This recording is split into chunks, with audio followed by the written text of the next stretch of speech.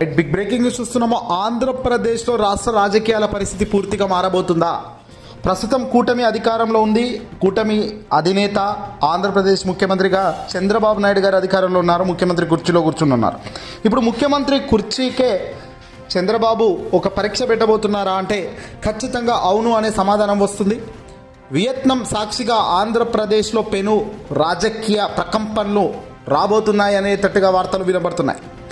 సంచలన విషయాలు వెలుగులోకి వస్తున్నాయి. అలాగే ఒక ఆసక్తికరమైన చర్చ కూడా జరుగుతుండటంతో ఏం జరుగుతుంది రాబోయే కాలంలో ఆంధ్రప్రదేశ్ రాష్ట్ర వ్యాప్తంగా అనేటట్టుగా ఇప్పుడు అంతా కూడా ఊహించని స్థాయిలో రాజకీయ మార్పులు జరిగే ఆస్కారం కనబడుతుంది. అయితే ముఖ్యమంత్రి హోదా, ముఖ్యమంత్రి కుర్చీ చంద్రబాబు విడిచిపెట్టబోతున్నారా? కుమారుడు నారా లోకేష్ చేతిలో ముఖ్యమంత్రి కుర్చీ పెట్టబోతున్నారా అంటే ఏమో అవునా అనేటట్టుగానే కొన్ని కథనాలు వస్తున్నాయి. ఆంధ్రప్రదేశ్ రాజకీయాల్లో పెను గొప్ప మార్పులకు శ్రీకారం చుట్టబోతున్నట్టు తెలుస్తుంది. ఆంధ్రప్రదేశ్లో ముఖ్యమంత్రిగా చంద్రబాబు నాయుడు గారు తన కుర్చీని కుమారుడైన నారా లోకేష్కు అప్పజెప్పే ప్రయత్నం చేస్తున్నారు. నారా లోకేష్ చేత ముఖ్యమంత్రిగా ప్రమాణ స్వీకారం చేసే కార్యక్రమం కూడా చేస్తారు అంటూ ఒక పెద్ద ఎత్తున రాజకీయ వర్గాల్లో గుసగుసలు వినబడుతున్నాయి. మొన్ననే చంద్రబాబు నాయుడు గారు ముఖ్యమంత్రి అయ్యారు, చాలా బాగా పాలిస్తున్నారు అని చెప్పేసి ఆయన చెప్తున్నాడు. అలాంటప్పుడు ముఖ్యమంత్రిని మార్చవలసిన అవసరం ఏముంటుంది అని చాలామంది సామాన్యులకు వచ్చే ప్రశ్న. దీనికి కొన్ని కారణాలు కూడా ఉన్నాయి. మొదటి కారణం అయితే చంద్రబాబు నాయుడు గారి వయసు రీత్యా చంద్రబాబు గారి ఏజే ప్రాబ్లం అంటున్నారు. ప్రస్తుతం చంద్రబాబు నాయుడు గారికి 74 సంవత్సరాలు ఉన్నాయి. 2029 ఇంకో 5 ఏళ్ల తర్వాత మళ్ళీ ఎలక్షన్ సమయానికి ఆయన వయసు ఏకంగా 79 సంవత్సరాలు అవుతుంది. అందుకే వయసు రీత్యా కొడుకును ఇప్పుడే ముఖ్యమంత్రిగా చేయాలి అని చంద్రబాబు నాయుడు గారు చూస్తున్నట్టుగా సమాచారం వస్తుంది. పార్టీ వర్గాల్లో పెద్ద ఎత్తున చర్చలకు దారితీస్తుంది. పార్టీ పెద్దగా చంద్రబాబు నాయుడు గారు ఉంటూ సమస్యలన్నీ ఏవి కూడా తలెత్తకుండా చూసుకునే బాధ్యత ఆయన తీసుకోవాలని డిసైడ్ అయ్యారట. ఇవన్నీ కూడా ఒక గుసగుసలు రాజకీయ వర్గాల్లో విపరీతంగా వస్తున్నాయి. అదీ కాకుండా రెండో విషయం ఏంటంటే పార్టీకి అంటే తెలుగుదేశం పార్టీకి ఎన్నడూ రాని మెజార్టీ ఈసారి 2024 ఎన్నికల్లో రావడం. ఏకంగా ఊహించని స్థాయిలో 175 స్థానాల్లో 135 స్థానాలు తెలుగుదేశం పార్టీ గెలుచుకుంది. కాబట్టి ఇంతటి భారీ మెజార్టీ తెలుగుదేశం పార్టీ పూర్వ వైభవంలో ఎన్నడూ హిస్టరీలో కూడా చూసి ఉన్న దాఖలాలు లేవు.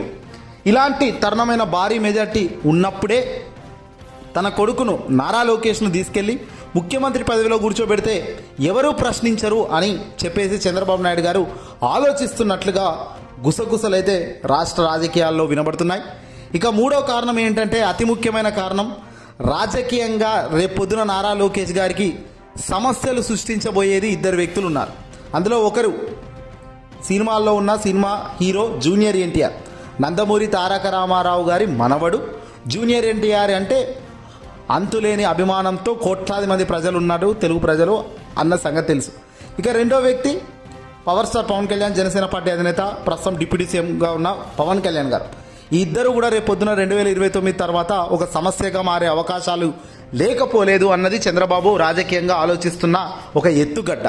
పవన్ కళ్యాణ్తో నాయన రాబోయే రోజుల్లో జూనియర్ ఎన్టీఆర్ లాంటి వ్యక్తి రాజకీయాల్లోకి వస్తే ఇబ్బంది, రాజకీయంగా నారా లోకేష్కు సమస్యలు వస్తాయి. కాబట్టి వీళ్ళకన్నా ముందే నారా లోకేష్కు గద్దెనెక్కించే కార్యక్రమం చేస్తే బాగుంటుంది. అది కూడా 175 స్థానాల్లో 135 స్థానాలతో భారీ మెజార్టీ స్థాయిలో ప్రస్తుతం ఉన్నాం. కాబట్టి లోకేష్కు సీఎం పగ్గాలు అప్పచెప్పి తాను వయసు రీత్యా పెద్ద మనిషి మాదిరిగా ఇతర కార్యక్రమాలు చూసుకుంటూ ఉండే ప్రయత్నం చేసే ఆలోచన చేస్తున్నారా అనే తట్టుగా ఇప్పుడు రాజకీయ వర్గాల్లో పెద్ద ఎత్తున గుసగుసలు వినబడుతున్నాయి. ఇక ఇప్పుడు కనుక ఈ అడుగు తీసుకుంటే ఎలా ఉంటుంది అనేటట్టుగా ఇప్పుడు అంతా ఆలోచిస్తున్నారు. ఓవైపున జూనియర్ ఎన్టీఆర్ గారు ఆయన సినిమాల్లో ఫుల్ బిజీగా ఉన్నాడు, పవన్ కళ్యాణ్ ఏమో ఆయన పార్టీలో ఉన్నాడు, బిజీగా ఓవైపున సినిమా మరోవైపున పార్టీ అంటూ తను అడుగులు వేస్తున్నాడు.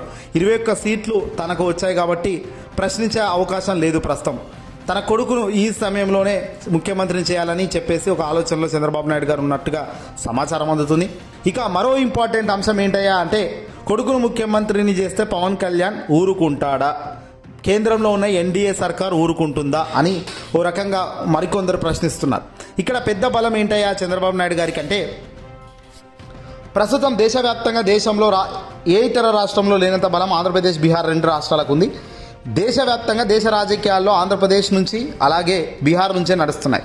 దేశంలో ఈరోజు ఎన్డీఏ సర్కార్ అధికారంలో ఉందంటే అది కేవలం చంద్రబాబు నాయుడు గారు అలాగే బీహార్ సంబంధించిన ముఖ్యమంత్రి పట్నాయక్, వీళ్ళిద్దరి మద్దతుతోనే కేంద్రంలో ఎన్డీఏ సర్కార్ ఉంది కాబట్టి ఖచ్చితంగా ఆ బలాన్ని ఉపయోగించుకొని మోదీ గారి ప్రభుత్వం ఉంది కాబట్టి ప్రస్తుతం వీళ్ళిద్దరి సపోర్ట్తోనే అక్కడ నితీష్ కుమార్ గారు బీహార్ ముఖ్యమంత్రిగా, ఇక్కడ చంద్రబాబు నాయుడు గారు, వీళ్ళిద్దరి మద్దతుతోనే ఇద్దరి సపోర్ట్తోనే ప్రస్తుతం దేశ ప్రధాని నరేంద్ర మోదీ గారు ప్రధానమంత్రిగా కొనసాగుతున్నారు. కాబట్టి వీళ్ళిద్దరి సపోర్ట్ విత్డ్రా చేసుకుంటే మాత్రం దేశ ప్రధానిగా అక్కడ దేశ ప్రధాని మోదీ ఉండే అవకాశం లేదు. కాబట్టి ఇప్పుడు ఈయన ఏం చెప్పినా కూడా బీజేపీ వినే ప్రయత్నమే చేస్తుంది.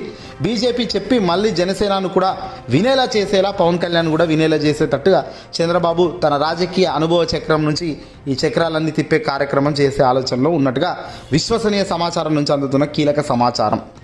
అయితే ఇక జనసేన పార్టీకి సంబంధించిన పవన్ కళ్యాణ్ గారు ఒకవేళ ఒప్పుకోకపోతే, ఎలక్షన్స్లో నేను కష్టపడ్డాను కదా, నేను మిమ్మల్ని గెలిపించాను కదా, ఒకవేళ ముఖ్యమంత్రిగా నేను ఉండాలి కానీ నా ప్లేస్లో పవన్ కళ్యాణ్ ఉండకూడదు, నా ప్లేస్లో నారా లోకేష్ ఎలా ఉంటాడు ఉండకూడదు అంటే మాత్రం ఎలా, మీరు నన్ను ముఖ్యమంత్రి చేయాలని చెప్పేసి ఒకవేళ పవన్ కళ్యాణ్ అంటే మాత్రం పరిస్థితులు ఎలా ఉంటాయి?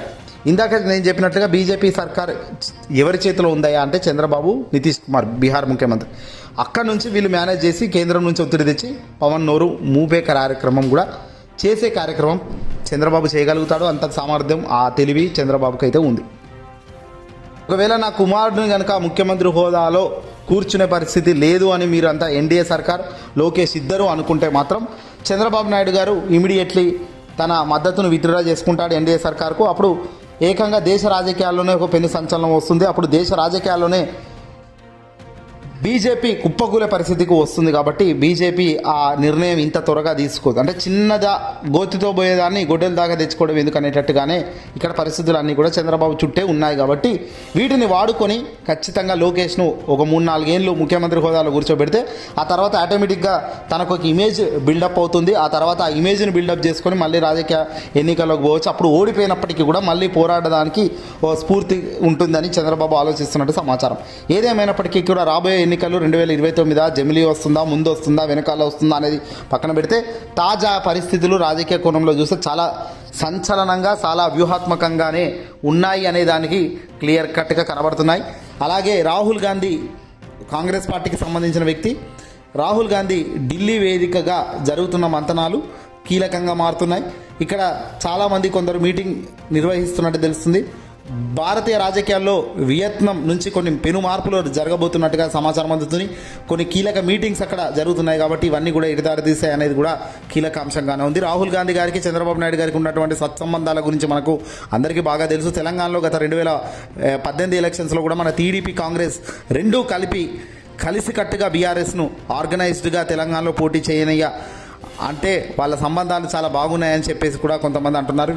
ఇక వియత్నాంపై కూర్చొని ప్రస్తుతం టీడీపీ కానివ్వండి, అక్కడ మనం చూసుకుంటే నితీష్ కుమార్ కానివ్వండి, రాహుల్ గాంధీ గారు కానివ్వండి, కొన్ని చర్చలు చేస్తున్నారు అని కూడా ఇప్పుడు టాక్సిక్ ఇన్ఫర్మేషన్ వస్తుంది.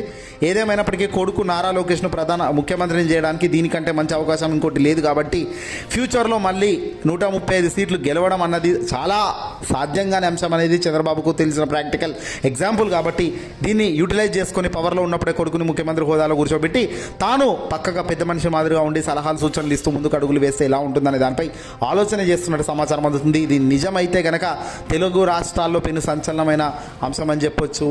ఈ ఒకవేళ నారా లోకేష్ ముఖ్యమంత్రి హోదాలో చంద్రబాబు కూర్చోబెడితే మాత్రం పెను మార్పులకు శ్రీకారం చుడుతుంది.